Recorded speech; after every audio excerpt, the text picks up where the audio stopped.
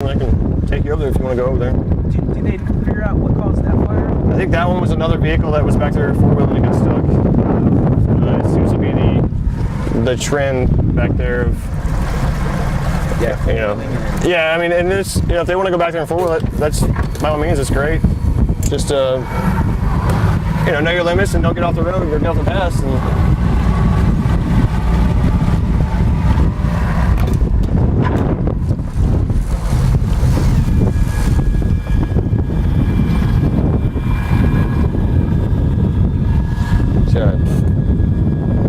trim up. No, what it does is like right now, if I was to hit reverse, it would push all that water against the. Yeah, go ahead. Stand back. It dumps the water over the back, and then you get all the water, you get all the weight in the back. But if you trim up and then start reversing, it doesn't push it up against the transom and then spill over the top there.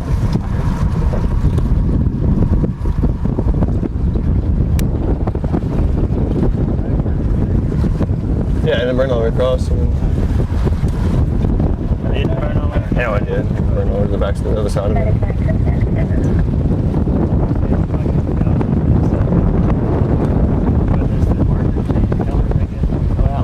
Yeah, you see how they're, you see how the one on the left is red over there? Yeah, it's on the other side of it.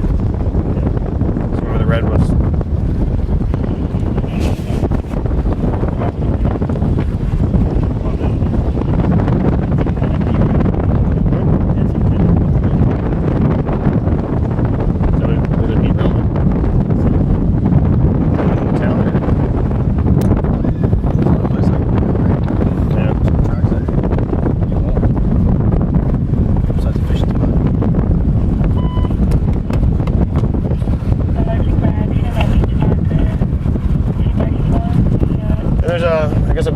Small soundbite about sometimes there's some houses over on Packer Channel. We like right now we always obey the law for the no wakes whenever we can, whenever it's possible. By all means, we don't want to go through and mess up anybody's bulkhead. And it actually irks me whenever I see people that are coming through a new wake and they're just running through there like they don't care. But there are some houses over on Packer Channel. They're right there before you get to the bridge. I know there's times that we run through there running, going to our emergencies, and we have to go through there, and I just want to apologize to them if we do ever damage anything. But please let us know. I mean, we'll be more than willing to come out and help, fix anything that we do damage. But Talk about the wake of the boat. Yeah, just the wake from the boat. It slaps the sides and starts eroding away a lot of the islands, just the area. But I guess you just put it to the best you could get to there. So yeah, and I mean. What you gotta do. Yeah, and I mean, I guess the reason that behind it is if it was one of your kids out there getting pulled out by a rip current, I'm pretty sure you wouldn't mind. So but definitely want to apologize if we do any damage. That it's not intentional, but we really are going somewhere important. I'm sure they know you're trying to do your job. Yeah. That's that spot that was kicking our butt last night. Tell me a little. Oh, sorry. No, go ahead. Tell me a little bit about that. What is that machine? Is that a depth finder? It's got a depth finder. This is our speed, the time of day, and then our GPS coordinates. It's our Garmin. So out here in the Laguna Madre, like behind us, you can see that we typically follow just a couple of certain tracks. These areas that we don't go into are the sole reason is because it's too shallow. Some of those spots are a foot deep. I mean, some of them are less than that. And our boat typically needs about two and a half feet of water to run in, even when we're up on plane and we're going 40 miles an hour. So this is our navigations, our GPS, our maps. At nighttime, and as I noticed when we're coming out, all we have is the little markers. We've got a really nice spotlight up there, but all the markers aren't there. But here we went through and made some of our tracks during the daytime, and now we're able to run, at night. So this is, it gets us everywhere. It just keeps us out of trouble because once you get one of these boats up on the running ground, it's no fun for anybody at all. And then even back here, I mean, if there's ever an emergency in the canals, it really helps us get into the canals so that we can find out which one it is and start correlating things with where we're at and where we need to go. Especially if you have to find like a fire at night, right? Yeah, I mean, yes, I mean, essentially it's just Google Maps, you know, and it's a GPS for the water. But our boat doesn't go to any fires typically. It's solely for, you know, boaters in distress, emergencies where someone's, you know, boating accidents or someone's drowning or missing or something of that nature. And as you can see, busy weekends like this, I mean, typically everyone stays safe. I think I've only been to maybe 1 or 2 boating accidents where there was injuries. And then a lot of people just don't even realize that the resources that are here in case they need some help. A lot of times, you know, boaters will take care of things on their own. They'll load people up and race them back to the dock and dial 911 while they're racing back to the dock, which makes a lot of sense. Instead of having to wait for someone to show up, you can get them to help rather than waiting for them to show up.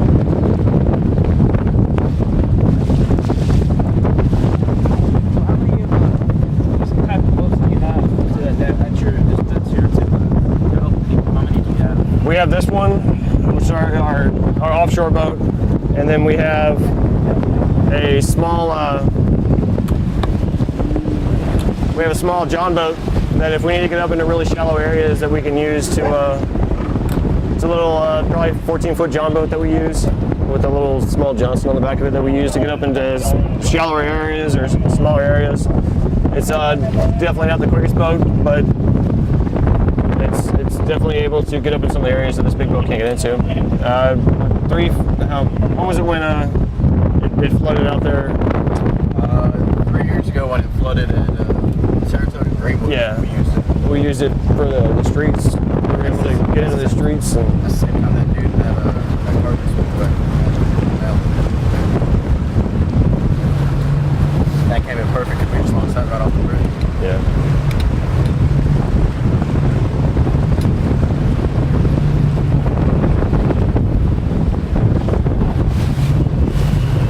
You have to tell me you love this type of work here. Oh yeah, this is great. Tell me about that. How much you enjoy doing this? It's kind of like getting paid for my hobby. I mean, I enjoy the interaction with the community and getting out and helping. I mean, that's the big thing.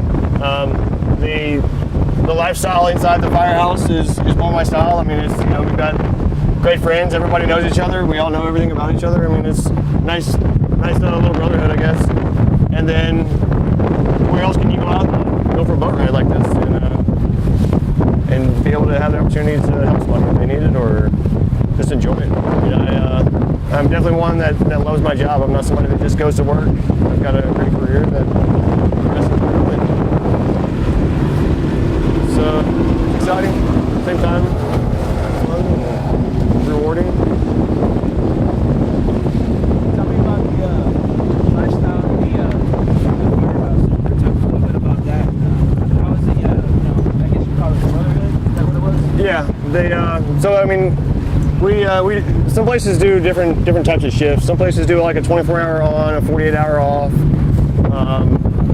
Some places are one on, one off, one on, one off, and then they have like 2 or 3 days off or whatever it may be. Our schedule is a 48 hours on, and then 96 hours off. So spending 48 hours with somebody, solid, you know, doing everything from eating to going to the grocery store or hanging out and going up to going to calls together. I mean, you definitely work and live with the same person for 48 hours, so you get to know them, and everybody, it takes a certain type of person to be able to do that and enjoy that lifestyle where you're not hating the person that you're with for 48 hours, you know what I'm saying? Yeah. So, you know, we do everything together. We wash the trucks together, the engines together, we take out the trash together, we clean the station together. So I guess that's why I call it a brotherhood, because it's a tight-knit firehouse, and then that tight-knit firehouse leads over to everybody working well and together whenever we get on scene. And the training kicks in, and we go from there. So it actually, that style of life is what keeps me around and keeps me going. Tell me a little bit about your family. I'm divorced, actually. We won't do it. So no, Match.com? it is Match.com. I like to hunt, fish, take boat rides, romantic walks on the beach. No, I've got I've got a 6-year-old son. He is actually down for this summer. I've got my father down here, and then friends and family. So I've got the support system set up so that I can get out and actually work these crazy hours of 48 hours on and 96 hours off. So the great thing is whenever I'm off for 4 days with them, and hey, we're gonna come up some. Hold on.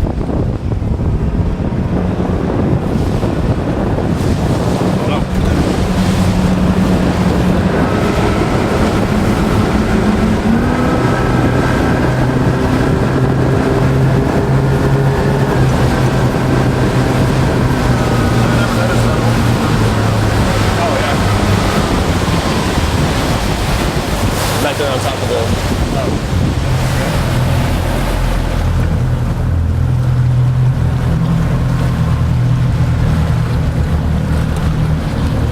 I'm supposed to show me, man.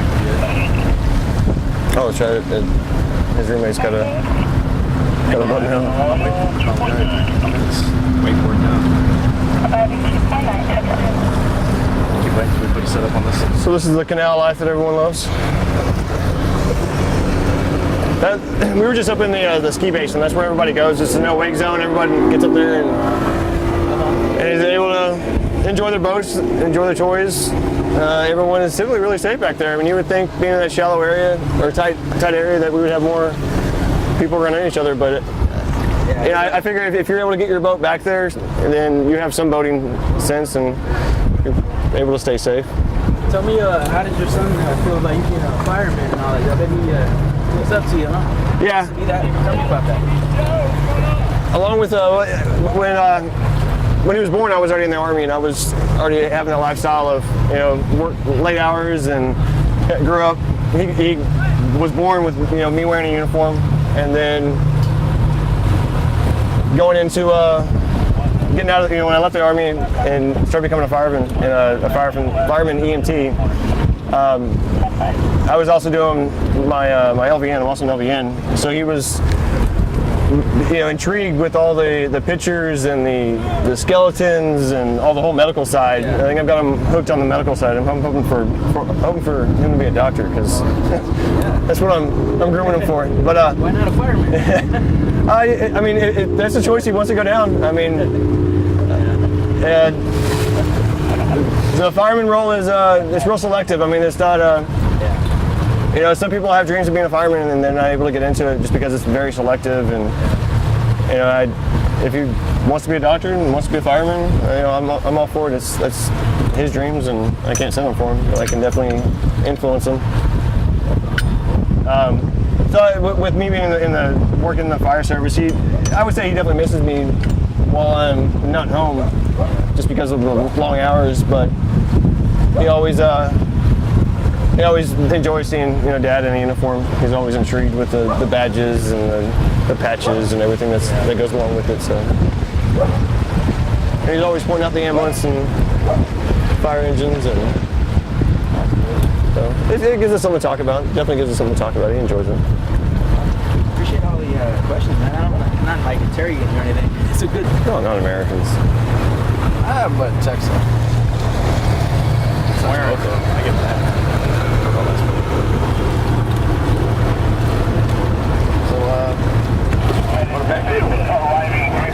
Although what fireworks will do out on the beach, I was really surprised that we didn't get anything in the dunes. There was quite a bit of people out on the beach shooting aerial fireworks, and this was caused from the very first firework that came out of the tube.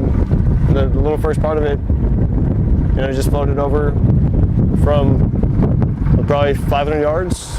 Or not 500 yards. That's probably, what is that? 300. Probably about 400, if even that. 350. Maybe like, I don't know. They were somewhere between 200 yards and 500 yards. I don't know. And just slowly, drifted over and got into this grass, and that's the end result of it. See that kind of bird right there? Hey, haven't that planted this island here? There are. I mean, there's certain islands that are already out here that are designated as bird habitats. You know if this one was or? No, this one's not. The ones that are, you're not allowed to even get up next to. They're farther down, and they would be like an island that is out by itself, no one around. You know, it has the signs up. There's some on the other side of the causeway, on the north side of the causeway, to where they are the bird habitats, and they have their signs and their islands that are just out there by themselves. Nothing's around them at all.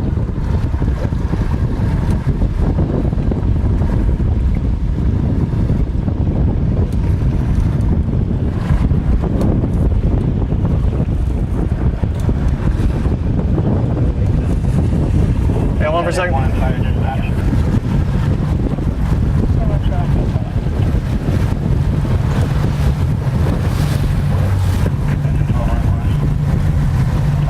Coming up.